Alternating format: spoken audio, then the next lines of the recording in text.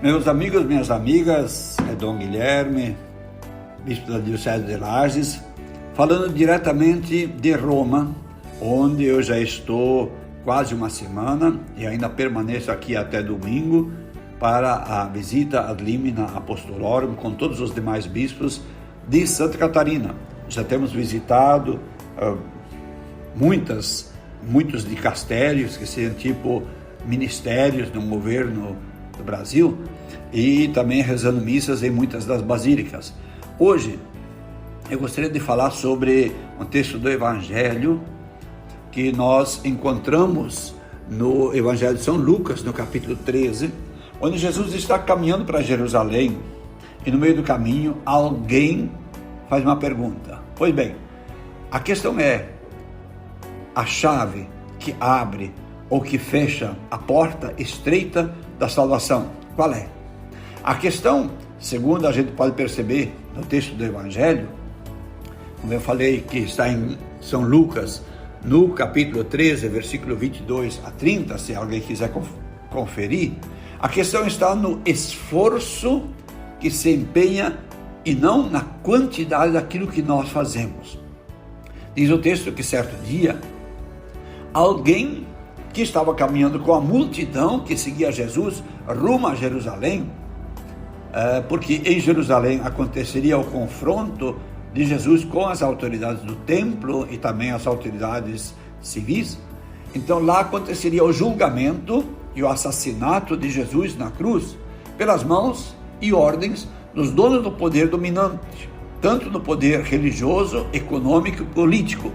E esse alguém que escutava os ensinamentos de Jesus lhe faz uma pergunta sobre a quantidade dos que iriam se salvar.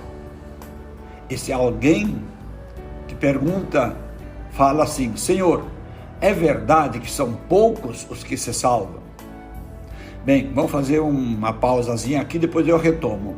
Quando os evangelhos não dizem o nome de quem pergunta ou de quem fala com Jesus, se é homem, se é mulher, se é jovem, se é idoso, se é criança, mas quando simplesmente usa a expressão alguém, o evangelista sempre quer dizer que pode ser qualquer pessoa, desde lá do tempo de Jesus, como qualquer um de nós até hoje. Então, se é alguém que pergunta, está sujeito a todos nós fazer essa pergunta: são muitos ou são poucos os que se salvam? À primeira vista, parece que Jesus quer escapar da resposta e sair pela tangente, ou que Jesus não deseja ser objetivo ao dizer são muitos ou são poucos. O que Jesus responde é: fazei todo o esforço possível. Eu repito, fazei todo o esforço possível para entrar pela porta estreita, porque muitos vão tentar e não vão conseguir entrar. Portanto, se Jesus fala todo o esforço possível, significa que a gente não pode ser seguidor de Jesus pelas metades. Se Jesus tivesse mudado de assunto, aí sim ele teria fugido de responder. Mas Jesus continuou. Não só falou todo o esforço possível para entrar, ele continuou. E isso é que muitas vezes nós esquecemos de olhar tudo que Jesus falou. E só fica assim: são poucos os que se salvam. Jesus não falou isso. Não prosseguimos na leitura da resposta completa. E isso nos leva a um erro. Em primeiro lugar, temos que olhar que a questão não está na quantidade dos que irão se salvar ou então passar pela porta estreita. Mas a questão está em descobrir na resposta de Jesus, logo adiante, no que Jesus define como sendo a porta estreita. O que é a porta estreita? E qual é a chave dessa porta estreita que abre ou fecha essa porta? Eu vou me antecipar, mas depois eu volto ao assunto. Jesus diz que a porta estreita, ou a chave que abre e fecha essa porta, é a prática da justiça. A gente vai ver isso mais no fim. Antes de dar, porém, essa resposta, Jesus diz que depois que o dono da casa se tiver levantado e fechar a porta, quem tiver ficado do lado de fora, não mais adiantará bater e pedir ou gritar para o dono da casa abrir a porta, porque ouvirá, essas pessoas que estão do lado de fora ouvirão do dono da casa, que vai dizer: de onde vocês são? Eu não conheço vocês. A argumentação do lado de fora, que não conseguiram passar pela porta estreita, a argumentação deles dizerem: Senhor, mas nós comemos e bebemos contigo, diante de ti, e tu ensinaste nossas praças, não vai resolver esses argumentos. É então que o dono da casa vai dizer o que foi que fechou a porta estreita. Ele vai dizer qual é a chave que abre ou fecha essa porta estreita. Literalmente, Jesus diz que o dono da casa vai falar: afastai-vos de mim, todos vós que praticais a injustiça. Portanto, a injustiça fecha a porta, tranca a porta. Pelo contrário, então, qual será então a chave? A justiça, a prática da justiça. Qual então é o esforço que temos que praticar para poder nos salvar? Agora está claro, é a prática da justiça. Jesus é, portanto, muito objetivo, claro e direto na resposta à pergunta que alguém do meio do povo fez: se são muitos ou poucos os que se salvam. Vai depender da quantia dos que praticam a justiça ou da quantia daqueles que praticam a injustiça.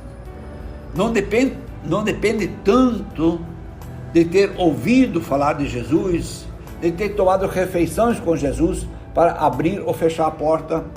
A chave da passagem está, e eu repito, não tanto na mão do dono da casa, que no caso é Jesus, mas nas nossas mãos. A decisão é nossa, é de cada pessoa. Também é importante lembrar que não é só de cada pessoa em particular, mas também daqueles que apoiam a prática da injustiça ou daqueles que apoiam a prática da justiça. Quem apoia e concorda com os que praticam a injustiça também vão ficar do lado de fora, segundo a palavra de Jesus. E da mesma forma, aqueles que apoiam a luta pela justiça também terão a porta estreita aberta e conseguirão passar pela porta da salvação. Por isso, Jesus, ainda na resposta da pergunta feita por aquele alguém que estava caminhando com ele, se é verdade que são poucos os que se salvam, ele completa: virão pessoas do Oriente e do Ocidente, do Norte e do Sul, e tomarão lugar à mesa do reino de Deus. E assim haverá últimos que serão primeiros, e primeiros que serão últimos. Nesse sentido, vai ter muita gente que não pratica essa ou aquela religião, mas praticaram a justiça de Deus, eles entrarão. E tem os primeiros, que eram aqueles que viviam nas igrejas A, B ou C, mas eram injustos e vão ficar do lado de fora. Vivemos neste momento crucial de tomar a nossa decisão de que lado queremos ficar, da justiça ou da injustiça. Essa é a questão decisiva, e essa decisão nós temos que tomar. Fiquem todos com Deus e que Deus abençoe vocês. Eu imploro aqui, junto do túmulo de São Pedro, de São Paulo, em nome do Pai, do Filho e do Espírito Santo. Amém.